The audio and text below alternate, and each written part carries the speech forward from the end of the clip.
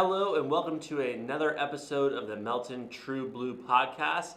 This is episode 12 and we are accompanied by a very special guest, homegrown from Locust Grove, Mr. Derrick Compton. Welcome to the show. Thank you. Glad to have you on. Yeah, thank you. So you excited for the podcast? Man, I am. Okay. Yeah, and you're not too, we were talking earlier for the podcast, you're not too shy around the camera. You do some stuff outside of work that gets you involved. What do you do outside of work? I announce rodeos as well. Do some auctioneering work, and I also do some cowboy DJ work. Yeah, it's taken off pretty good. I see it almost every weekend you're out doing something on Facebook. It looks like. Yeah. And so you go to local rodeos and you even travel sometimes too, don't you? Yeah. I travel. I will say a 4-state area: Missouri, Kansas, Oklahoma, and Arkansas. So DJing, and then doing. What was the other one? Auctioneering work. Yep. And what's the other one? And then announcing rodeos. What's your favorite out of the three if you had to pick? Auctioneering. Auctioneering. Yep. Okay, just gets the blood going a little bit. That, and I've been doing it a little bit longer. It's something I'm more comfortable with. Okay. It's something when I step to the microphone, I can just relax and go. Okay. Now on the DJing, do you take song requests? I do. Okay. Yeah. What's your favorite song request you've gotten? Man, I don't know. It just kind of depends. So I label myself as a cowboy DJ, and the reason I'm not much into that uptown. When I show up, whether it's a wedding, a dance hall, it doesn't matter where I go. I do not wear a 3-piece suit. I come in, will be starched to the nines, long sleeve button ups. You know, I mean, we're going to look good. We're going to look sharp. We're going to look professional. Yep. But really big into that two-stepping kind of music. Okay, and you're gonna hate me for this. I'm not a country music fan. I understand. I know, and I think we told you this before. Yeah. Now I like the older stuff. I like the '90s stuff. You know, throw me some. Okay. So that's right where I fall in. Yeah. To say that I'm a country music fan, most would think today's country music, and that's not what I call country music. I'd probably come request some neon lights. Okay. Or some strawberry wine. Yeah. You know, something along those lines, depending on the mood, of course. Right. So I've actually always wanted to DJ. I love music, and I have some friends, and I said, hey, if you ever get married, let me DJ your wedding. Yeah. I know how good I'd be, but I think I'd be all right at it. Yeah. So I think it's fun. You know, the music sets the tone for the whole night, and it's an important piece. You know, I know during my wedding, I was very specific with my DJ of, hey, don't play these songs, right? I don't want any Cupid shuffles or anything like that. Okay. Stick to these songs that I have picked out because they're for a reason, right? Yeah. And so I think, you know, having a good DJ can make the night, or having a bad DJ can ruin it. Absolutely. And it kind of controls the pace of the night. So it's really cool that you do that kind of stuff. And I'd love to come see some of your work, especially the auctioneering stuff. I've seen your rodeo stuff and your DJing stuff on Facebook, but I've never seen the auctioneering stuff. Now, when it's local auctioneering, is it what I'm picturing of you know, cars, or is it more cattle auctions? Right now, I sell a livestock sale. I sell it weekly. I sell a poultry and consignment sale monthly, and then I work a handful of benefit and charity auctions. Okay, so someone raffles off of whatever it may be, and you throw that in the raffle and start auctioning it off to charity. And I'd love to do something like that here. I think it'd be really fun to do something like that and get you on there. And absolutely. You know, for a United Way campaign or something like that, I think it'd be really fun to get you down there and doing something like that. And giving it to the highest bidder. Is there a lot of bid wars you get into? Yeah. Okay. The more there is, the funner it can get. Right. You know, the more fun we're going to have. Yeah, absolutely. It's kind of like more the merrier. I mean, the more people that want it and want to bid on it, the funner it'll get. I love it. All right, well, cool. Thanks for sharing some of the stuff outside of work, and we could probably talk for hours about that. But since we're on the Melton True Blue podcast, we probably need to talk a little about what you do. And your role is vital to the company, right? And inspection bay technician is what your label is. But I think it really doesn't lay out exactly what all you do, that inspection bay technician. Just taking a step back, tell us about the inspection bay and what it does in kind of a whole. So the inspection bay, when a truck and trailer comes off the road, we are the first eyes to look at that truck. The driver is required to do a pre-trip, but there is limitations to that. There is things of that truck and trailer that the driver can't see. Sure. And that is my job to find those issues, whether it's wheel seals, airlines, air leaks, things of that nature. I mean, that kind of wraps up what I do. I'm the kind of the triage or the doctor's office. I mean, I triage it and send it to the doctors, the mechanics, and let them work on it. And I think that analogy is so good, and I heard you say that, and I kind of stole it from you now, but it's spot on, right? The truck goes in, and it's any truck that enters that's in Tulsa, they're routed through Tulsa, we get them through the shop, correct? Correct. And so they come Tulsa, they go through the inspection bay, and you guys have a 100 and something point checklist, right? Yeah. And you're going over every nut and bolt essentially of that truck. Yep. And then you're writing essentially the diagnosis of, hey, here's what's wrong with the truck, right? And then passing that over to one of our mechanics to work on that and get that fixed, correct? Right. And if we can do it in house, great. Or if we can send it off, and most of the stuff we usually do in house that you're seeing, correct? Yeah. And most of what we can't do in house is warranty work. Okay. I mean, so it's with running a newer fleet, we have that to our advantage. Absolutely, and if any drivers are watching this or new drivers, the security that you should have in this is, we're preventing breakdowns on the road from stopping you from getting paid, right? You have a breakdown. Of course, we do have some breakdown fees, but we want you running, right? And we want you moving. We want our freight delivered on time and safely. In order to do that, you've got to have a truck to do it, right? And so these guys here in the inspection bay, when you're going through it, know that it's for a reason, and it's to prevent those breakdowns from happening on the road, because you can catch a lot of stuff through the inspection bay that if they don't come through, 100 miles down the road, something goes wrong, and then we're kind of stuck where we don't have a shop there, right, where they're absolutely. at. And so you guys catching that stuff and getting it fixed before it happens is really the name of the game, I guess, in the inspection bay. Absolutely. Yeah. And what do you think? You've been doing this for how long? Have you been here now? I've been here 5.5 years. 5.5 years. Yeah. I figure you and I are about on the same pace there. Yeah. And you came out to MU2. We've got to know each other pretty well throughout the years. And throughout your 5.5 years, what do you think your biggest learning curve was? Coming in, I know your job before Melton was what? What did you do before Melton? I worked in a tool rental department where we maintained a lot of equipment. Okay. We rented a lot of equipment out. Things from just an everyday power drill all the way up to a skid steer, track hose, mini excavators, wood chippers, man lifts, things of that nature. And how did you hear about Melton? How did you hear about us? My brother-in-law worked here previously. Okay. He was gone at that time. A lady that worked here, still works here, had recommended me. I was job hunting and just happened to come across this, and thought, well, okay, it's 45 minutes from home. That says a little bit of a drive, and so it's going to have to be worth it. It's going to have to be worth my time. I put in a job application, just thinking, well, it's a big company. They're just going to overlook little weasel me and go right on with life. Well, it wasn't long. I got a phone call that my resume had been looked over, and Melton is family oriented. I looked for this to be a question, and I ain't going to rabbit trail us too far, but I knew that Melton was a company that I needed to dig a little deeper into. When I told the fella that called me, it was going to be about a week and a half before I had a day off to come in for an interview. And he was totally okay with that. Right.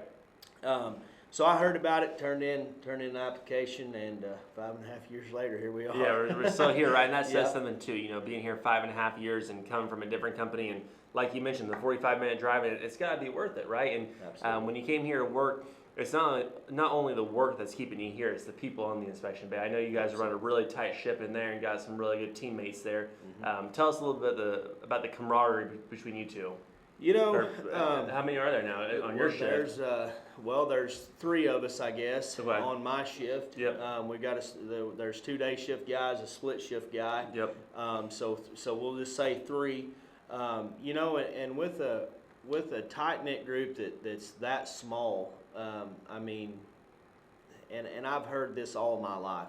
You'll spend more time with your coworkers than you will with your significant other, and I firmly believe that because you're here. Well, we're just going to say 10 hours. I mean, you're away from your family 10 hours a day. You come here, you do your job. Your coworker knows about your family. He knows what you had for dinner the night before. Sure. I mean, you just build a relationship with that person, and with that relationship, I mean, you get to be pretty pretty much family. Absolutely. And I would say the other two guys that work with me, there's nothing I wouldn't do for either one of them. We're just that close. Sure. So it don't matter what needs to happen. They're just a phone call away. And that means a lot in today's world. You know, not just anyone would give you the shirt off of their back, and them guys would give me the last dime in their pocket if I needed it. Yeah, absolutely. And I think the same thing rings true throughout the whole building here. You know, I think we do a really good job of that, and it's not something that it just happens, right? You know, it's that kind of that chemistry that you were talking about of, you know, hey, we're here at work, and especially you guys, you know, there's no working from home with your job, right? You know, you're here. You can't fix a truck over the computer, right? And so you're here 5 days a week, and you got to build that relationship up with those other team members and become that family, right? Because at the end of the day, you know, work can be hard sometimes, especially in your guys' role. You know, it's a dirty job, it's tough. But if you have good people around you, that job's a little bit easier, right? Yeah, absolutely. You know, I always tell folks, you can give me the best job in the world, but if I'm surrounded by a bunch of jerks, for lack of better terms, I'm not going to enjoy that job, right? Absolutely. You can give me the worst job in the world, but if I'm surrounded by great people, I'm going to enjoy that job. And I think, you know, here in Melton, we're blessed to have both, right? Great job and great people around you. And I'm glad to hear that from your end, too. And I knew that coming into the question, but I wanted you to hear that on camera, too. So shout out to the other guys in the inspection bay, and now females, too. Well, we've actually transitioned her to the shop. Yeah, that's right. So she's now... We kicked her out of the nest. So she's now full-on trailer mechanic now, right? Yeah, and she came to us from a local school here, and you kind of trained her up in the inspection bay. And I think that inspection bay is a really good feeding job to go be a mechanic on those trucks, right? Absolutely. Because you're looking at everything, and then the only step next is to fix those things, right? But you know, hey, wheel seals down. Well, I know what that is. Now I just need to go fix it, right? And so I think that inspection bays are a really good transition area to go into that mechanic work. And so we're proud of Kayla coming in, and she was in the inspection bay for quite some time with you guys, learning the ins and outs of it, and now full-on trailer mechanic, which is really neat to see, and seeing more women into that workforce of turning wrenches. Absolutely. So we love to see that. We got another female trailer mechanic. That's right. Yeah. Amber. Yep. She moved from tires. Started out as a detail lady. Went to tire work. Has now graduated out of working tires into being a trailer mechanic. I mean, more females are getting into this line of work. Yeah, and same thing we see on the driver's side too, right? You know, I think flatbed driver, that industry was dominated by males for a very long time, and now we've got a good handful of female flatbed drivers, and you know, it's a tough job, right? But it's really cool to see us kind of breaking down those walls and getting females into the industry of driving, and also working on our trucks and fixing them and repairing them. So we love seeing that, and thanks for all you do for training that team up and getting them ready for that kind of next chapter there. Another shout out to you is you just recently, I say recently, it's probably been about a year or two since you got your CDL, correct? Yep. And so you went out and got your CDL license, or commercial driver's license, for those who don't know. So you are now allowed to drive some of those trucks that are out there, or allowed to drive all of them, right? Yeah. And so tell us about CDL school. Why'd you want to get into it? And you know, I've always wanted my CDL, but it's just always been a mountain to climb. It's not something that you're just going to go in, you know, say riding a bike. I mean, you go get on a bike for the first time, you want some training wheels on it, or you're going to skin your knees.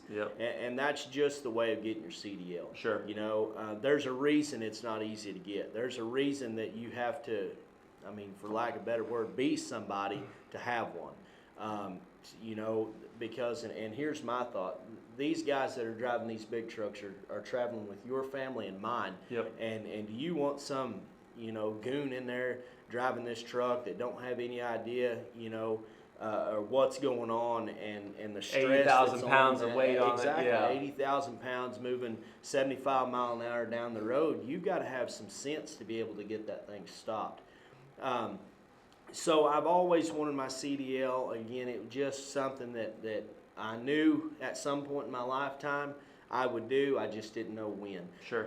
18 is the minimum requirement to get one. I turned 18, just wasn't ready for it. You know, it just wasn't my time in life. Turned 21. You got to be 21 to go intrastate, to go across state lines legally. I turned 21. Still, it just wasn't my time. Pretty soon, I get up in years, and my insurance level gets cheaper. Therefore, I'd turn 25, and finally, it was my time in life to get my CDL.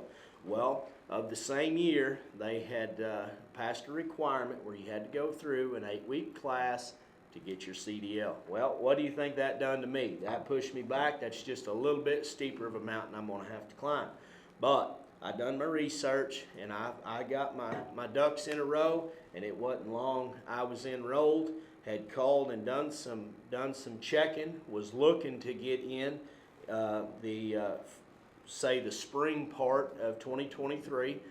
This is about October of 2022. 8 days later, I get a phone call, and it tells me 10 days after that, I'm enrolled in CDL school and I need to be there. So November of 2022, I started CDL school, and January of 2023, I got my CDL, and just kind of went off from there. Went ahead and got a tanker endorsement, went ahead and tried to get my doubles and triples, missed it by one question, nothing that I'm going to take off my plate, still plan to get that next time I renew my license. You know, the more you have, the more opportunity. Yeah, absolutely. And same to our drivers too. You know, getting some of those endorsements. You know, TWIC card, hazmat, things of those natures can get you more loads, right? Because there's some loads that we haul that require those things, and in order to be able to get the full maximum amount of miles and loads, having those endorsements help out a lot. So good for you for doing that. Now, where did you go to school? It was local, correct? Yeah, Heavy Metal Training Institute there at Big Cabin, by the Woodshed truck stop, by the Big Indian. Yeah, and which it's recently moved now. It's now in Pryor. They've oh really? Moved out of that Man, I feel like everything's going to Pryor now. I guarantee you, the American Industrial Park. Yeah, it's growing. It's and Google's down there now, and a lot more stuff is going into Pryor. So seems to be growing. Any big shout outs to the school where they recommend the school? Absolutely. 10 stars out of 5. I mean, was an absolute, and it don't matter if you've never drove a truck before, if you're a veteran of the truck. One of the guys that actually went and took his CDL test with me had been driving a truck for 41 years and did not have a CDL. He had just flew under the table that long and decided it was finally his time that he best get right before something got right with him. Johnny Law comes knocking, Another guy that was in my class had never pulled more than like a lawnmower trailer. Okay. I mean, take two total different ends of the. So every walk of earth, you know, kind of out there. Yeah, absolutely. And they treated you right, and it was a very good and informative course. And I like what you said.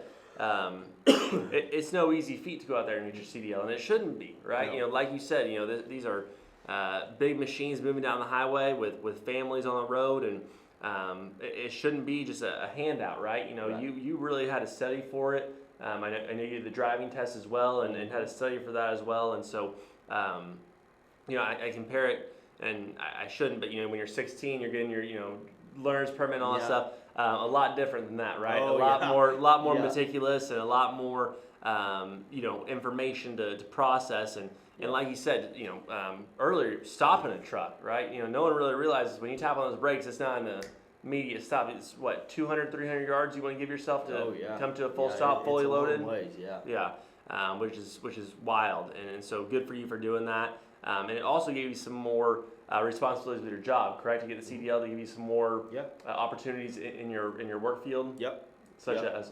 I do some truck shuttling now. We do a lot of business with MHC Body Shop. Sure. Same way with service. We go back earlier. We talked about the warranty work. That stuff has to go back to the dealership.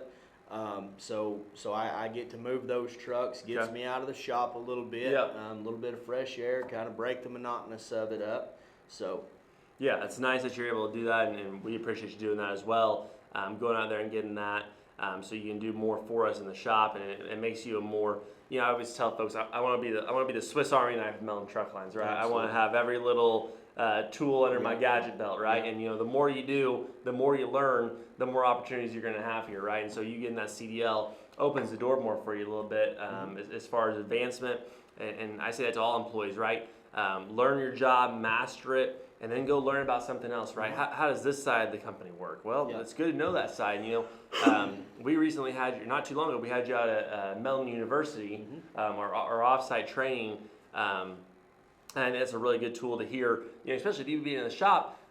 You don't get a ton of exposure to the business side, to the inside. So when we go to this Melton University, you get to meet people, hear people talk about what they do, and really learn the big picture of Melton Truck Lines. And so it was really cool hearing you talk. And I think everyone was fascinated with the shop. The same thing on our side, on the office side, those folks aren't learning what the folks in the shop do, right? Absolutely. And so the more cross training we can do, the better company we're going to be. Oh yeah. What did you take away from Melton University? I learned a lot there, but probably the biggest thing that I got from that, and I was just thinking of this as you were saying that, is it takes a team to make this place move. Yep. No driver can do it without the mechanics. The mechanics can't do it without the drivers. The drivers can't do it without the load planners. Yep. We can't make money if the drivers ain't making money. I mean, you get it. I mean, it's a whole tree. It's all the branches, but it still makes up the trunk of the tree. I mean, It still makes up the tree, and it don't matter, the body. The legs have to have the arms have to have the legs. It's just a moving progress that everybody has to have everybody. Nobody works harder than the next guy. Yep. We're all evenly yoked. We all pull the same weight around this place. And that was very eye-opening to me because, down there, if them trucks aren't running right, then the driver can't move one down the road. Yep. Well, then you think on the other side of the box. Well, if that truck ain't got a load book to go get, then that truck ain't making money. So it familiarizes me with the business side, that what happens in this big building of, it takes everybody to make this company move. Absolutely. It's not just one person, right, or one department. It's every piece, and I always say it's a puzzle, right? Yep. Every piece has got to fit in order for this thing to work, and then every day we come back and we scramble the puzzle up, and then we got to put the puzzle back together, right? Yep. And so every day is a little bit different, which is nice. And I'll brag on you a little bit. At Melton University, you told a really, really cool story and very heartwarming story about a driver. And you talked about generosity and driver needed some money. Yeah. And you gave him what you had in your wallet. Yeah. And said, hey, here you go. Yeah. That driver had come to me. I was here by myself one day. That driver had come to me, just kind of down and beat out. And I said, hey, is everything okay? And he said, man, no, it's not. And I said, oh, well, what's going on? Is there any way I can help? And he said, well, my mom has been given like 3 or 4 days to live. She's dying of cancer, and I'm just trying to get home. But I've not been here long enough to make any money to get myself home. Yep. And he had some gadgets on his truck, and I told him, I said, you box that stuff up, and I'm going to give you what's in my pocket. And I had a brand new, it was crisp as they come, $100 bill in my pocket, and I give that driver and sent him on his way, and he looked at me, bawling. Yeah. He looked at me and he said, Derrick, I'll never be able to repay you. And I said, listen, I don't really care to ever see that $100 bill again. The heartwarming feeling of knowing that driver, that I had just a little inkling of helping him get home to his mom before she would be laid to rest, that was plenty for me. And that'll last me my time in Melton. I will always hang on to that story. Yeah, love that. And when you told that story, it warmed all of our hearts too. And those are the people that we have in the building, right? And those are the reasons why Melton is the company it is, and the reason why you're here with us, right? We don't hire. You talked about submitting your application, and you were just in a pool of people. Well, we go through several interviews to get to the right person, right? And we know, this person may not have every box checked, but we can tell, this is a good person, willing to learn, and has a good heart. We want them on our team. We can train you the soft skills. We can train you on how to do damn near anything, right? Yeah. And so people like you is what makes this company special and what makes it important. So we appreciate that very much, and thanks for sharing that story on the podcast here. So very cool stuff, Derrick. I'm trying to think of what all we can wrap this thing up with, I was going to ask for some embarrassing stories of you in the shop, but those might not be good for camera. Yeah. We'll tell them around campfire. We'll tell them, around campfire and a few beers later. So, very good. Well, Derrick, anything else you'd like to add to any drivers listening, any employees listening? Here's the deal. Just find a company that not only are you going to invest in, but that invest in you. I said earlier, I drive 45 minutes here. I drive right by a industrial park. I have every opportunity to pull off and find a different job that's 30 minutes closer to home. But there's a reason that I drive 45 minutes to Melton Truck Lines. And even if it's not Melton Truck Lines, I highly recommend Melton Truck Lines, but even if it's not a company that is umbrellaed under Melton Truck Lines, guys, find a company that'll invest in you. Everyone, Derrick Compton, thank you so much for listening to the Melton True Blue podcast. If you're interested on being on the podcast, please reach out to myself or Miss Emily, and we'll get you on. Derrick, certainly appreciate it, sir. Yep, thank you very much.